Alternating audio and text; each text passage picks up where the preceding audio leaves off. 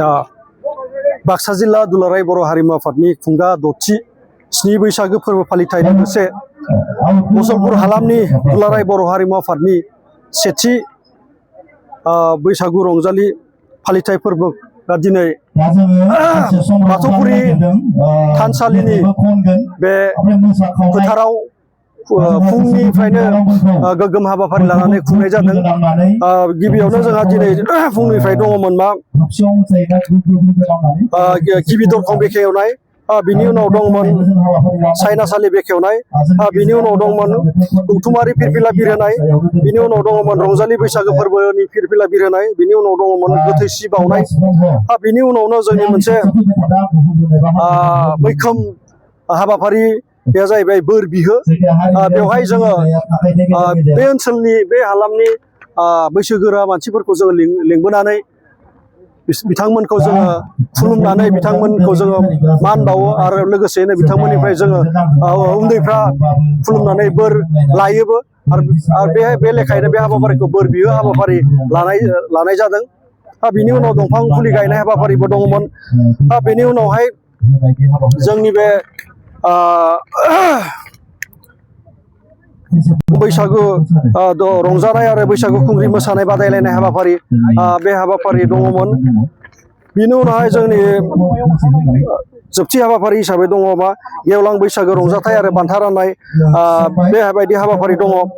बेबायदिनो जोङो बोसोरफ्रामबो जोङो गोग्गोमैनो बे हाबाफारिखौ स्नि बैसागो फोरबो फालिथायखौ जों खुंबोनाय जादों। देग्लाय जोङो बादायलायनाय हिसाबै बैसागु खुंग्रि मोसानाय बादायलायनाय बे हाबाफारिखौ लानाय जादों आरो बेराफारसेथिं जोङो बैसागु हानजा मोसानायखौ जोङो उदां बैसागु हानजा मोसानायखौ जोङो बादायलायनाय हिसाबै नङाब्लाबो जोङो मा खालामनाय जादों एबार जेसेबांफोर मोसानो फैगोन बिथांमोनखौ जोङो माबा मोनसे रांनि अनसुंथाइ गारि भारा महरै जों हरनायनि बेबस्था खालामनाय जादों आरो बेखौ खुंनायनि गुबै थांखिया जाहैबाय जिहेथु जोंनि आफादानो हारिमु आफाद, बे हारिमु आफाद हिसाबै जोङो बैसागुआ मोनसे हारिमुजों नांथाबना थानाय मोनसे फोरबो। ओंखायनो बे फोरबोखौ जुदि जों हारिमु आफादा जेबो मावालासिनो थायोबा हयथ' जोङो हारिमु आफाद हिसाबै थांना थानायनि जेबो ओंथि थानाय नङा। बे ओंथिखौ साननानैनो जोंनि दिनैनि बाक्सा जिल्ला दुलाराय बर' हारिमु आफादा बोसोरबा सिगाङावनो बेखौ बर'मा हालामनि सिङाव दरबार हलाव जों मोनसे मावफुं मेल जादोंमोन आरो बे मावफुं मेलावनो जोङो माखासे सावरायलायनायनि गेजेरजों जोङो बाक्सा जिल्ला हारिमु आफाद हिसाबै मोनसे बैसागुआव जोङो मोनसे गोग्गोमैनो बैसागु फोरबो फालिथाय बेखौ जोङो खुंलांनो थाखाय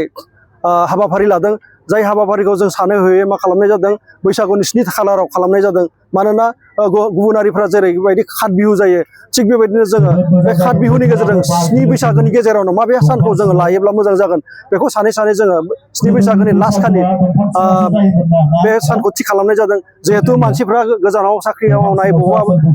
कम्पानियाव खामानि मावनाय बेफोरबायदि मानसिफ्राबो बैसागो जानो थाखाय न'आव फैयोब्ला अन्तत' सात बिहुसिम मानसिफ्रा न'आव थायो नालाय बैफोरबायदि मानसिफोरनि जों हेफाजाबखौ मोनगोन बेबायदि साननायजों जोङो 7 बैसागोनि गेजेरावनो जोङो खालारखौ जोङो 7 खालार खालि लानाय जादों आरो बेखौ मावफुंनानै जोङो जोंनि इयुन जोलैखौ जोङो बाक्सा जिल्ला दुलाराय बर' हारिमु आफाद हिसाबै जोङो हारिमुवादि मा बुस्थु बैसागोआदि हारिमुनि मोनसे एंगारनो हायि मोनसे फोरबो, बेखौ जोङो दिन्थिलांनो थाखाय बेखौ मोनथिहोलांनो थाखाय बे हाबाफारिखौ बाक्सा जिल्ला दुलाराय बर' हारिमु आफादा लानाय जादों आरो